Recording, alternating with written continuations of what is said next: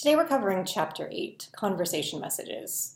I know some of you have expressed interest in emotions, and unfortunately we don't have time to cover that in this 8-week class. So if you're interested in Chapter 7, now would be a great time to read it. It fits in really well with the topic for this week, which is looking at different types of messages. So conversations are a type of communication that people often take for granted. They say, oh yeah, sure, I can do small talk. I can talk to anyone. I can introduce someone. Well, can you? Can you do it effectively? Again, can you be appropriate and effective in the way that you're doing it? Most likely the answer is yes, I can be, but I am not.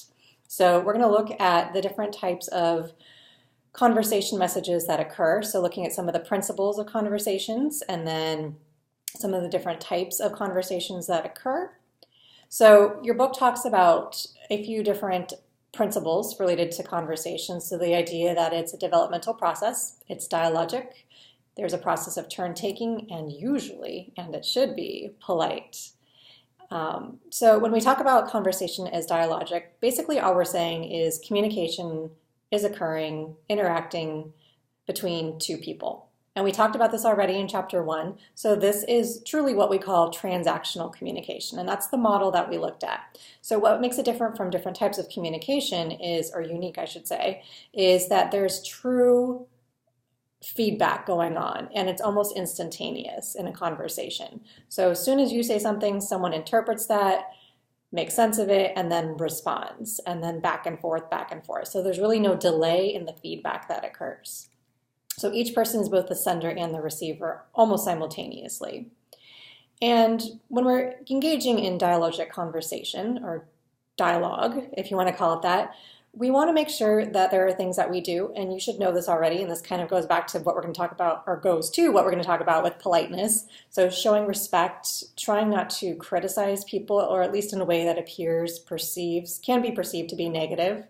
Keeping your channels open, making sure that the communication is clear, being confirming and not lying, deceiving, or manipulating. We know it's a turn-taking process, so that means there are different cues that you should be looking for. So knowing when to start and stop. So you should be relying on your nonverbal cues often. So think back to that chapter on nonverbal communication. What are people doing with their eye contact? Are you listening to their tone? Is the tone inviting you to stop or start? Are they giving you hand signals to let you know that you should be stopping? So again, knowing when and how to talk, knowing not to interrupt or doing so in a polite way is also important.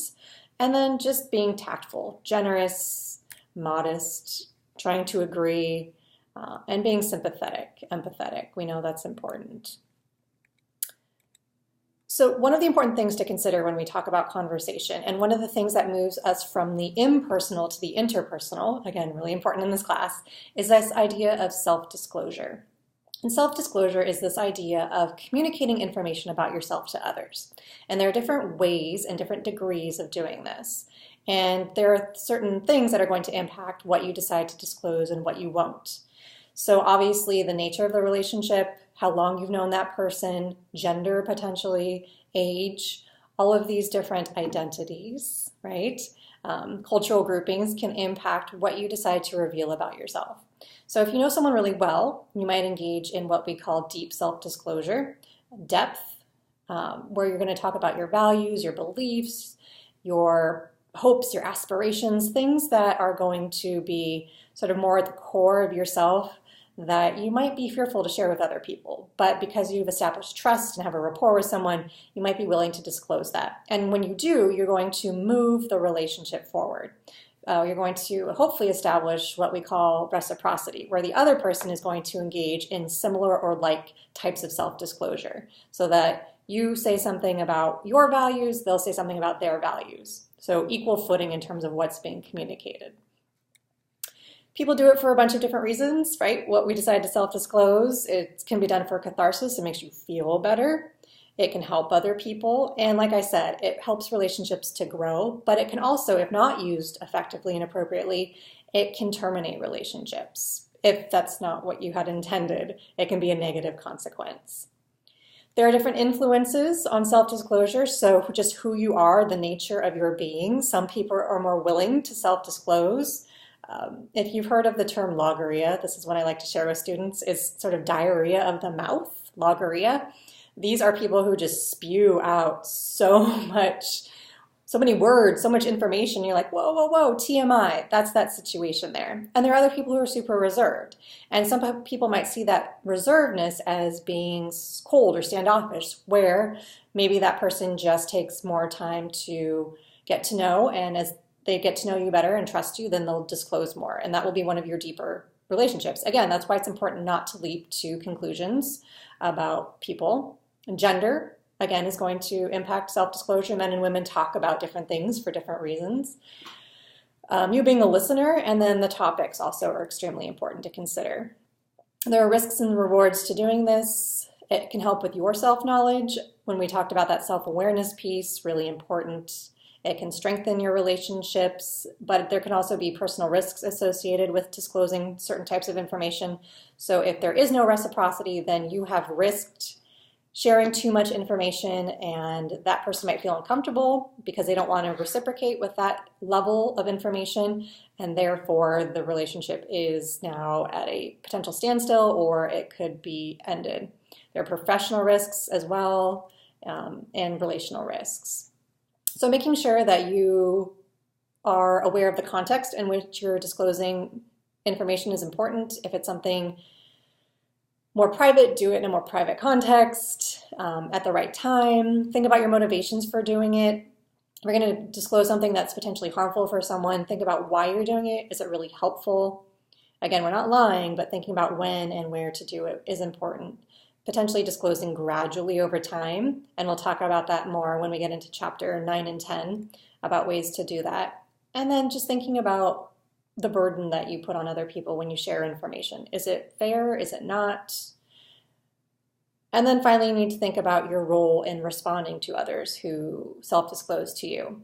So you don't want to be that person who, again, doesn't know when to disclose information correctly or how to respond. And knowing when to keep information confidential is important.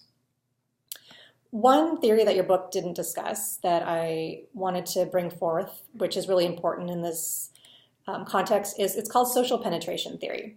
And what this theory does, it tries to predict and explain the way that people reveal information about themselves to others and how this can improve or ruin relationships. So what it believes is that the more you know someone, the better you know someone, that over time you're going to disclose different types of information. And the better you know them, then the deeper you're going to disclose. And that's hopefully going to strengthen the relationship. So this is also called the onion model. And it's actually been talked about in I think it's Pixar, it could be Disney, I think it's Pixar, Shrek. So if you remember the scene in Shrek 1, I believe, when Donkey and Shrek are talking, and Donkey's talking about the onion, and he's saying ogres are like onions, this is that exact theory. He just doesn't mention it as social penetration theory. So basically what he's saying is that the more you get to know the ogre, the less ogre-like he is, and the more human he is. So he's going to disclose more information the more that you get to know him. You're peeling away the layers of the onion, getting to know that person. So at first you only know superficial information, but as time moves forward and reciprocity occurs, we're going to go deeper into that layer of the onion until we get to that tiny little hard part where you're then going to have depth of information as opposed to breadth. So moving from the superficial information, self-disclosure, to that core information. And then finally, the last thing we want to talk about are different types of conversation. I'm not going to go into too much depth about this because your book, I think, does a nice job of talking about it, but some of our discussion questions do feedback to this type of information. So thinking about small talk and how to be effective in your small talk. Some people are really good at it. Some people are super awkward. So think about what makes small talk effective, because it's very pervasive. How do you introduce people? What does it mean to be truly apologetic? And this is hard, and we'll talk about this more in conflict when we talk about that at the end of the semester. But as you know, it's important to, when we're communicating, truly be sorry, apologetic, admit to wrongdoing, being respectful, empathizing, giving assurances, avoiding excuses, thinking about the way that your channel is being perceived. Is your nonverbal matching with your verbal message? How do you give a compliment? Again, some people are really good at it. My 5-year-old niece is one of the best compliment givers ever. And she's so genuine in the way she does it that I actually try to emulate the way that she does it. She always does it at the right time, and it's very personalized, specific, and it's done to really show you that she is paying attention and that she values you. That's something she understands at 5 years old. So I think that's something that we can all improve on and do better. Thinking about how to give advice to people. Again, some people are really good at giving advice. Some people are good at listening to advice. Listening is a big part of this. Responding to advice also is an art. So knowing when to accept the advice, avoiding negative responses to that. And that's sometimes hard depending on your relationship, because maybe someone continually gives you advice and it's not asked for, or it doesn't seem relevant. But again, taking it with a grain of salt and at least acknowledging that you hear what they're saying. And if you truly think that it's great information, then expressing appreciation for it.